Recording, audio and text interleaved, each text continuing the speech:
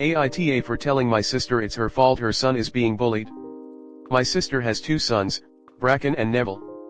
My husband and I went to a basket raffle at our local library this past weekend, with my sister, Bracken, Neville, Bracken's girlfriend, and my sister's husband. This raffle is held every year and has many local businesses and organizations donate baskets to help raise funds for the library. There are all sorts of baskets from free messages to gift cards to sports jerseys and so much more. Bracken got some tickets for all of the sports-related ones.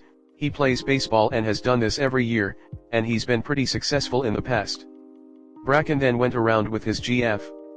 I was hanging out with my husband, sister, and rest of the family while looking at the baskets, when Bracken and his GF came back to us.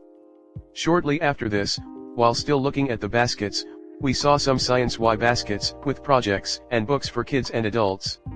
This type of stuff is what Neville likes. It was going fine until in that section, they had a few baskets that were aimed at girls in science/STEM. When Neville saw the baskets, he called them stupid and started making some pretty awful comments about how girls are too dumb for science and that's why they needed special baskets.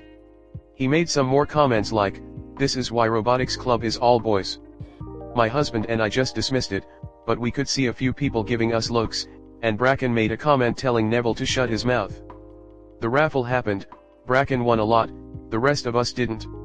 On the car ride home, my hubby and I were asking each other where Neville could have learned that language and we were stumped. Last night, I got a call from my sister and she seemed stressed. She was telling me about how horrible Neville's first month of middle school was. She was telling me he was being targeted and bullied. I asked her to explain what happened, and she was just crying.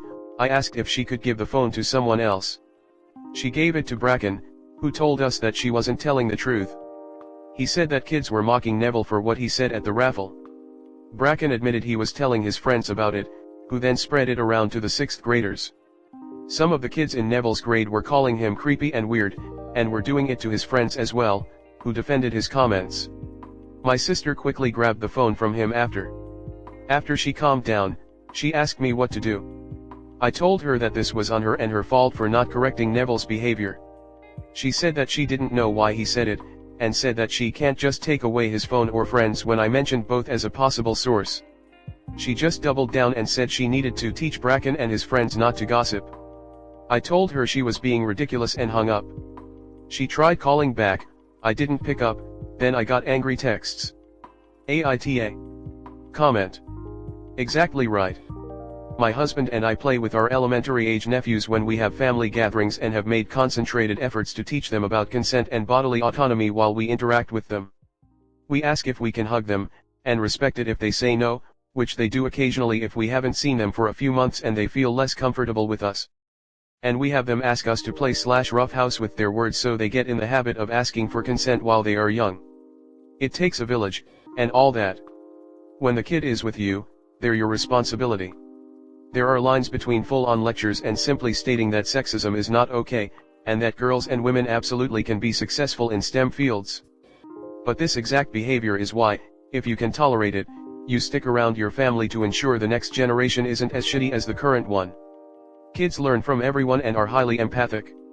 A handful of positive, anti-bullying, sexism hurts everyone, tolerance and diversity are good things. Interactions can have a large impact on who kids grow up to be. The adults might not be worth your time, but the kids might be. All of this is said while acknowledging that going no contact is equally as valid. We each do what we can. Yeah, but my nieces are important to me, so if I want access, I follow their rules. I'm not their parent, so I don't really get a say in how they get raised. I do what I can, but if the parents don't like it, I can't do anything if I want to continue seeing them. There are different ways to go about it, though. Maybe calling them out will cause problems, but there's always a gentler approach. Why do you say that? Have you ever heard of Rosalind Franklin? She was one of the scientists who discovered what DNA looks like. Everyone remembers the two male scientists who published the information first, while she doesn't get as much credit. Do you think that kind of thing happens often? My dad would listen to Bill O'Reilly and Rush Limbaugh when driving me to school every day. I would often repeat things that I heard on those programs which made my dad happy, but turned me into a little asshole. Luckily I have an uncle who would shut that shit down and explain why I was wrong and why I shouldn't take those people's words as gospel. To this day I still see this uncle as the most positive male role model in my life.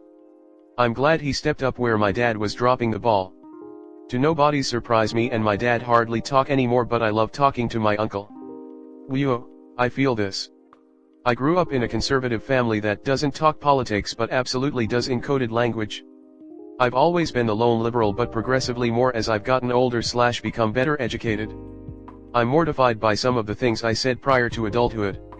Big picture, they weren't the worst, just nonsense about how my family wasn't even here when slavery happened, because I didn't have a strong grasp on the systemic and generational effects of racism, but I'm humbled enough to remind myself learning is a lifelong process and I should always keep myself in check when it comes to what I allow to influence my opinions. People like O'Reilly, Limbaugh, Coulter etc. rot the brains of their followers. Next story 2. AITA for making my sister choose between family and career? Pretty much the title. My younger sister is getting married. She is a content creator / influencer / vlogger / whatever you want to call it. One time a few years ago she made a video with my kids at Disney. I gave her permission to post it. I felt really uncomfortable and violated on behalf of my kids afterwards with how many random strangers viewed and commented on my kids, even saying things like that my son is their favorite like he's a cartoon character, and said not ever again. My sister has been respectful of this for the most part. Occasionally she has tried to hint that such and such dance or prank would be so funny with them. She doesn't spend a lot of time around our kids though, because we live in different states. Here's where the trouble comes in. My sister is getting married. Companies are paying her to use certain items and she is also getting discounts from some vendors. Obviously this involves quite a lot of the wedding and the lead up to it needing to be posted online. My sister had asked that my oldest daughter be a flower girl / junior bridesmaid. Before we asked our daughter if she wants to do it, we asked my sister to confirm that our daughter won't be present in any of the wedding content she posts online. My sister believes this is an unreasonable request. I said it's simple, just ask the videographer and her fellow content creator friends in the party not to film daughter and take photos with and without her.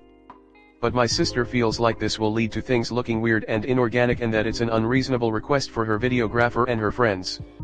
We said even if he accidentally gets her they can blur her face, and it shouldn't be that hard to avoid pointing your phone at one specific person. She disagrees, so we said then unfortunately daughter will not be participating in the ceremony. My wife and I believe this should be easily doable and it shows that my sister at least partially wants my daughter involved simply because she wants a cute kid to be in the wedding content. However, my sister is framing it as us being terrible and forcing her to choose between her career and our family. The thing is that as I said she's not super close with our kids. She's great when she's here and it's not like I expect a 29-year-old to be overly invested with kids or anything, but it does feel pretty inauthentic to now claim they're so close that it would be heartbreaking if daughter wasn't in it. I just don't view this as having to make a hard choice. AITA. Comment. It's perfectly reasonable to not want your kid posted all over the internet, and your sister has been fine with this for a long time now. It wouldn't be hard to either blur your daughter's face or not include her in all this part of the wedding. This isn't a choice between career and family you're forcing on her, it's a choice between being respectful and exploitative, a choice between having her name as flower girl or not. However, it is a choice between career and family, as well, just not one you're forcing on her, one she's already made. She had a choice between respecting her family or putting her career so far above family that she bulldozed boundaries and risked losing her family entirely. And she's already chosen her career. Stand your ground. Your sister is totally here. Career vs family. Give me a break. Since daughter is a minor, sis can't show her face without a release from you, unless things have changed. I see individual faces blurred out all the time. Sis needs to know that your daughter is not a prop. Let her hire an actress or find one of the girls whose moms have them on reality TV to be her flower girl. Good luck. Statistically, it's rare that you'll bump into a person willing to do harm to a stranger in your day-to-day life because that's a small amount of the population and you only come into proximity with a certain amount of people each day just walking around. It's true that, for example, strangers kidnapping children is a very rare phenomenon. But when so much personal information is available online, even if it doesn't feel like it, you're actually allowing a much greater number of people to come into proximity with you and your family. That increases risk. Beyond that, though, I think you're doing the right thing by keeping your kids off major social media. I think that a lot of kids that are that age and younger right now will grow up and be upset at how much personal information of theirs is available online. I'm currently trying to help a family member get some very private information of hers taken offline because she just learned that if you Google her full name, there's some really personal stuff that was posted when she was a toddler. Take pictures, make memories, but wait until your kids are old enough to decide what they want to allow online to do it.